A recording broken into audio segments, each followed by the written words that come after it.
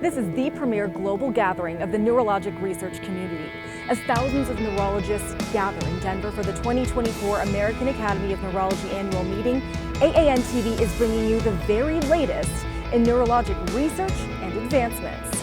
Today we highlight how the AAN is committed to brain health for all.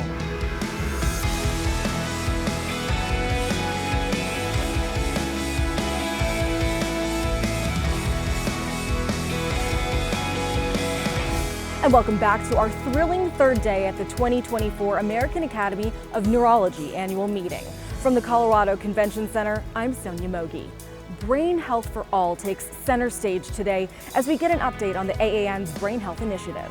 We sit down with the creators of the AAN's Brain Health Initiative to hear more about their preventative neurology focus. Plus, how do we protect our brain health across the span of an entire lifetime? A hot topic plenary speaker joins us to discuss. And we highlight all the different ways the AAN is keeping you up to date on the latest research, technology, and news in the neurologic arena. Plus, from pediatric brain injuries to sports-related concerns, we'll see how UCLA's Health Brain Sport program is making brain care a team sport.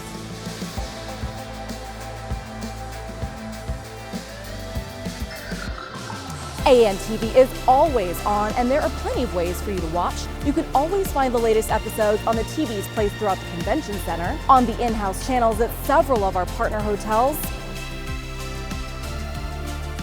on the homepage of the annual AAN meeting website, and on the AAN's YouTube and X, formerly known as Twitter.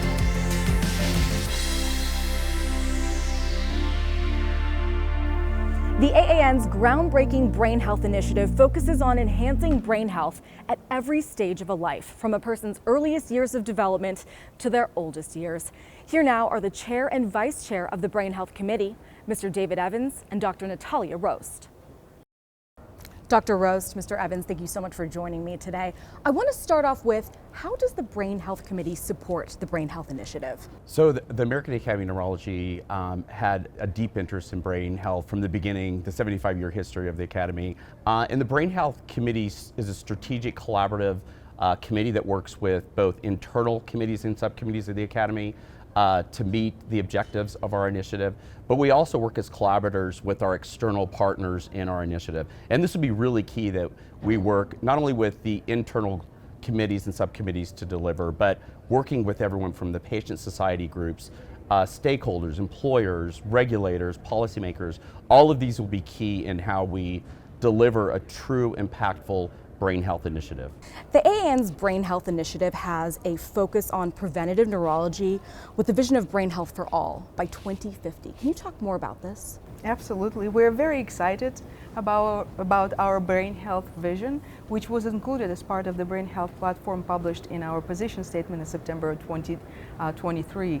And as you know, we envision the future by 2050 where brain health research is going to lead to breakthroughs in science and critical accumulation of knowledge that will help us guide patient care, public advocacy, and other efforts to optimize brain health across the lifespan.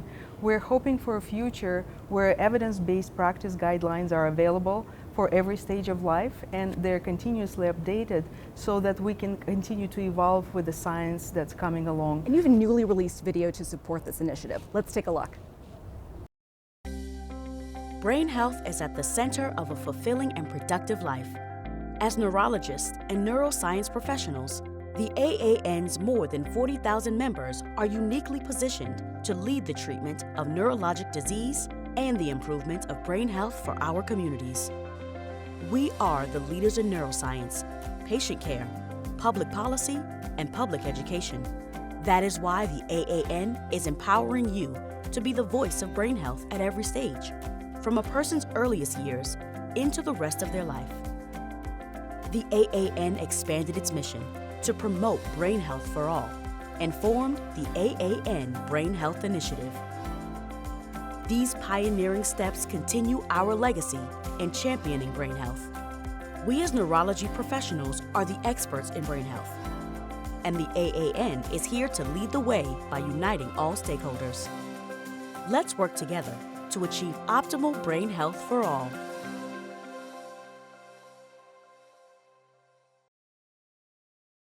impact do you hope this video will have on that initiative? I think it evokes inspiration, passion, and a couple things we want to do is one is make sure that the video reflected the importance of brain health, the AAN's capacity to lead from a science-based approach, understanding and leading that through the entire House of Medicine, but specifically with neurologists and those that could be faced with a neurological condition, their care partners or those living with a neurological condition, to realize we do have a path for success. And the other is to excite new people coming into neuroscience. So we want to have a draw and bring that interest into the community that is so important, that we have a workforce shortage that we also need to address. So as brain health trajectory increases, we need more people to help us deliver this action plan. And I really hope that this video excites our members to just get engaged. There is place for everyone in this brain health initiative, whether you're a trainee, whether you're an experienced neurologist, whether you are external stakeholder and work with the patient advocacy group. I think everyone can get engaged and affect outcomes of optimizing brain health along the lifespan. Now, can you go through the 4 pillars of brain health that the initiative focuses on? First is science. We're a science-led organization, and everything we do will be evidence-based, and there remains deficiencies in understanding all the components we know about the brain and its effect on the brain. It's highly understood, so we know that we need to advance the concept of research in brain health, which requires more funding, and so there'll be a strategic initiative just around that. The other is bringing the public to the table. So making sure that people know whether they have a neurological condition, a family member does, or that they just want to have optimal brain function through their entire life. We all have different interactions that may or may not impact our brain health, our brain wellness, and we want to provide that information science-based to the public, but also to help. So when a neurologist sees a patient, they're well informed to come into that office and have at least a basic understanding of the components that are going to help them get through their journey of a neurological condition better, more optimally, and hopefully reducing function. The other is advocacy. We need to work with policymakers, regulators, on how and what this looks like. So everything from the environment we live in, for how we work and function, how we play sports, and how we have access to healthcare, good food. All these things are factors, and there's data to support the disparities that exist in that. And we want to make sure the policymakers are aware of that. Brain health is one of the targeted interest areas here at this year's annual meeting. Can you go through some of the offerings? Brain health is center and front at every level of programming.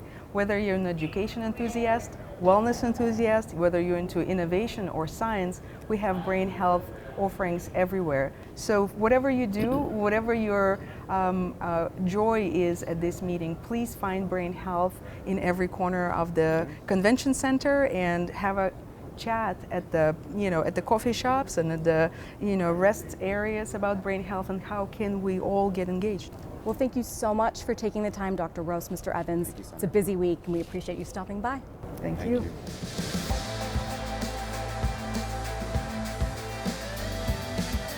Brain health is the priority at UCLA's Health's Brain Sport and Pediatric Brain Injury programs. The multidisciplinary team of neurologists, pediatricians, surgeons, and more collaborate on innovative solutions for the problem of pediatric brain injury. Let's see how they are making brain health a team sport. UCLA Brain Sport and the Pediatric Brain Injury Program transcends different departments. We work between neurology, pediatrics, neurosurgery, neuropsychology, and basic science and basic research. And all meet on a weekly basis to share research, to brainstorm new ideas, and to come up with innovative new solutions for the problem of pediatric brain injury. So our researchers look at what we're doing in clinic and try to figure out how they can improve it. And us clinicians talk to our researchers and figure out what the newest and greatest things they're working on and how we can apply that to clinic. We have started from the very beginning trying to change the way the rest of the field in TBI worked in paying attention to pediatrics. And we want children of all levels and abilities to have the opportunity to participate in safe sports.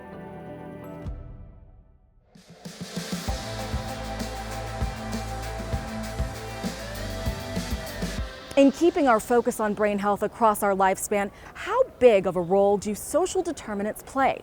Here now from her Hot Topics plenary address is Dr. Altaf Sadi. Thank you so much for joining us. What are some of the common social determinants that we all face when it comes to brain health? Yes, so social determinants of health are conditions in the environment where we're born into, we work, we play, we age, and these things include factors like education, your employment, it includes things like socioeconomic status, so whether that's at the individual level or the neighborhood level. I broadly think about these as non-medical factors that contribute to your health, and we know that upwards of 70% of our health outcomes are actually related to these non-medical factors. And what are some environmental and political determinants of health? Yes, so I think environmental and political determinants of health are very much integrated into social determinants of health, but sometimes people sort of make these distinctions just so that we can be explicit in talking about these factors. So in terms of the environmental determinants of health, that includes things like climate change. We know that pollution is associated with increased risk of cerebrovascular risk factors, increased risk of dementia. We know that climate change is associated with worsening MS symptoms. We know that exposure to lead affects neurodevelopment for children well into their adulthood, right? So we really need to be thinking about climate change and the environment and how that affects brain health.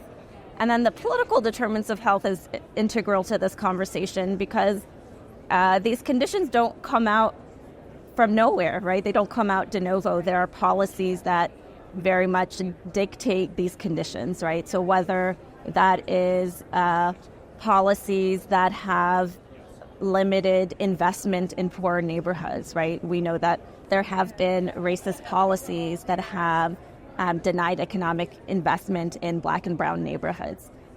We know there are policies that facilitate access to free or reduced lunches for children in schools, right? And so all of these things have downstream ramifications, but they're informed by these policies, and so we have to be very much involved in those conversations as neurologists because they affect our patients. They have these downstream effects on our patients and our patients' brain health.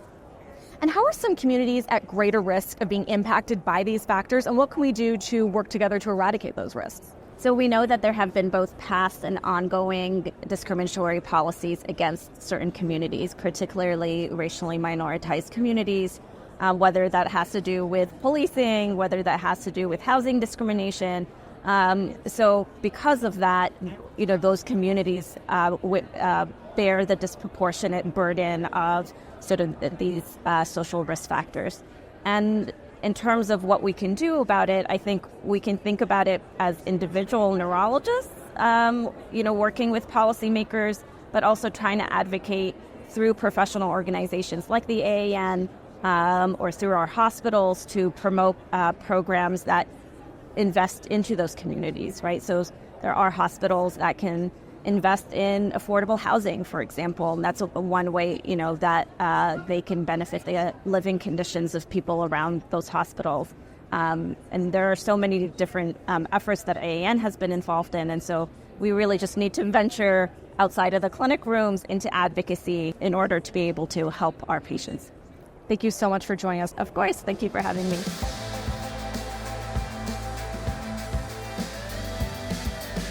Understanding the mechanisms behind the way the brain protects and repairs itself, as well as what happens when this goes wrong, is key to finding life-changing therapies for people with conditions like multiple sclerosis.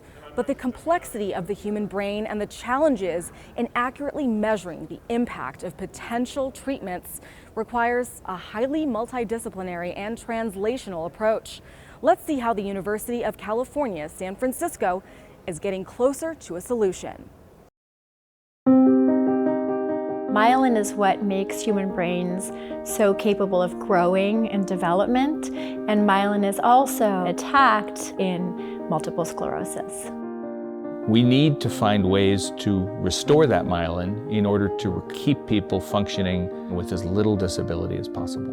The Division of Neuroimmunology and Glial Biology is dedicated to developing the next generation of therapeutics and caring for people living with diseases of the central nervous system. How can we target the central nervous system and bring therapeutics to patients with the greatest efficiency possible?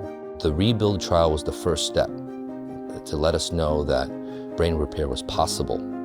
A proof of concept molecule to identify endpoints, biomarkers that may be useful when we identify additional remyelinating therapies. We see unbelievable promise in the development of that next generation of therapies. We are going to make dramatic strides in helping to address the unmet needs for people with MS.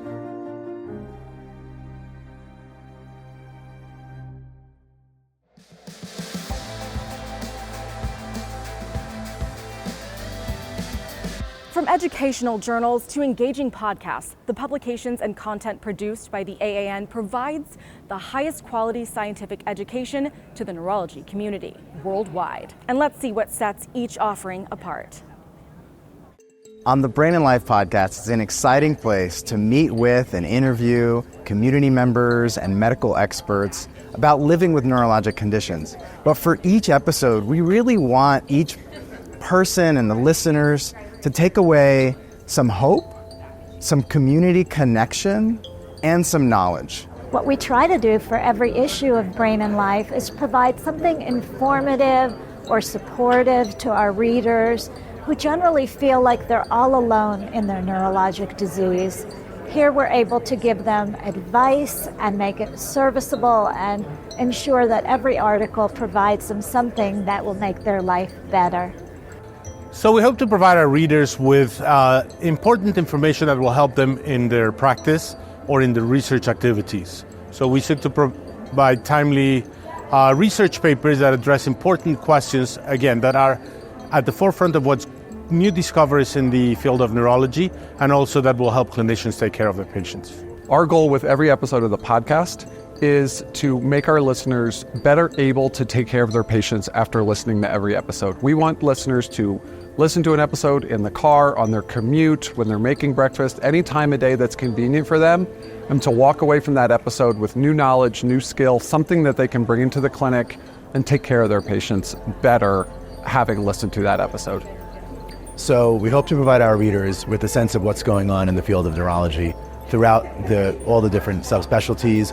And we also want to make sure that we're not only telling stories about the field of neurology, but we're also talking about neurologists as individual people, because we think that storytelling is a great way to get people to engage with our content. So Continuum is the premier neurology clinical review and update journal. And what we hope to do with every issue, with every article, with every podcast, is provide every listener and reader with everything they need to know to take care of patients with neurologic disorders. There has been so much discussion about our brain health. And so one of those episodes that makes me think about that is an interview we did with Ed Begley Jr., who talked about living with his Parkinson's disease and different ways as he's learned how to manage his exercise, his sleep, and his nutrition to live better with his current condition and look forward to a better future with his family. My favorite article last year was that of Anderson Cooper, who in August told us all about how he handled grief when it came to his own private life. We just published a large series on the Uniform Definition of Death Act and how it's being updated and the implications for neurologists and the philosophical, ethical, and clinical aspects around this controversy. Yeah, it's hard to pick one, and we've covered so many things. I think we've been able to have excellent roundtable discussions about functional neurologic disorders that were really high impact. We had a whole series on updates in headache, which has been really helpful for our listeners, with a ton of change to treatments and therapies that are available for our patients with headache. Probably the biggest transformation in our field has come from artificial intelligence, which includes both generative artificial intelligence as well as machine learning. And we think that this is something that we're going to continue to talk about this year and grow from, because this is just the beginning of a very, very important story. You know, it's really hard to pick one issue or one article. I think what I'm really most excited about in the last few months has been our relaunch of our audio products, including Continuum Audio, which is now a free open podcast for all, and Continuum Aloud, which is the read aloud verbatim reading of every article in every issue.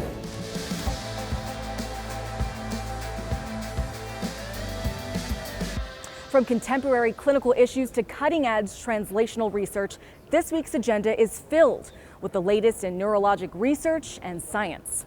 Chair and Vice Chair of the AAN Science Committee, Dr. Paul George and Dr. H.E. Hinson are with us now to discuss. Dr. George, Dr. Hinson, thank you so much for joining me today.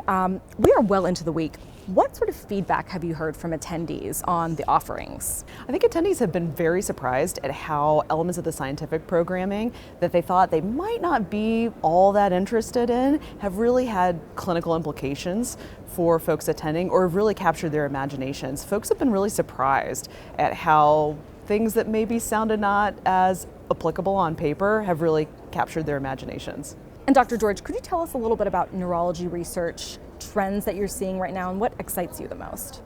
Yeah, I think a lot of the trends are using new tools to understand the brain and develop new treatments. Things like AI or all the omics data that's coming out really allows us to delve into the neurologic disease and treatment. Has there been any key session or speech that's really stood out to you? Yeah, I really enjoyed the Hot Topics plenary on brain health. It really tackled brain health across a lifespan, and it's an area that needs better science and more science, and so I think it highlighted where we have good science already and maybe what's to come. And Dr. Hinson, is there something that you hope that attendees will take home with them this week? I hope that they understand that neurology is so dynamic right now and new treatments are coming to the bedside rapidly in a way that we haven't seen 10 or 15 or 20 years ago, certainly. And there are things that are going to be discussed at this meeting that are coming to the clinic and will change the lives of our patients. And Dr. Hinson, when it comes to curating some of these scientific sessions during the annual meeting, how do you approach that? How do you find these different speakers and sessions? It's such a great question. I think that the way that we approach the clinical trial session really encapsulates some of our perspectives. So for example, we're really trying to highlight phase 3 clinical trials that are bringing new therapies to the market that will be available for our patients really soon. So I'm hoping that attendees will be able to find something in their discipline that will start to change the lives of their patients. We try to include a broad swath of aspects of neurology and cover as many of the subspecialty areas as we possibly can to really include a broad overview of neurology from investigators coming through from all parts of the country, really the world, bringing therapeutics to the bedside. Dr. Hinson, you have a distinguished role in advocating for equity within the neurological community. How does this advocacy intersect with and enhance scientific inquiry in neurology?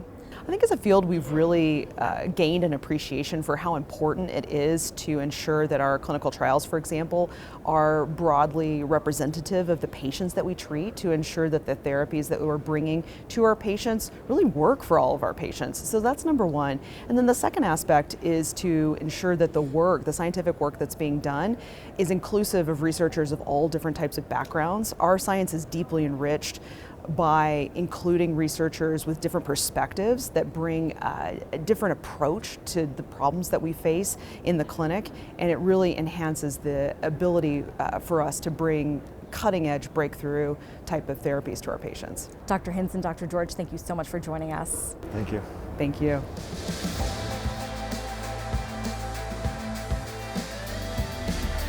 There's so much we've already covered and still so much to come. That does it for AAN TV on this third day.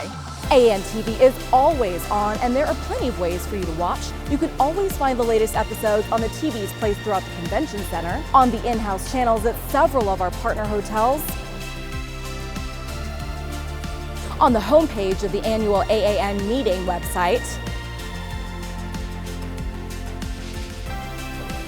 and on the AAN's YouTube and X, formerly known as Twitter.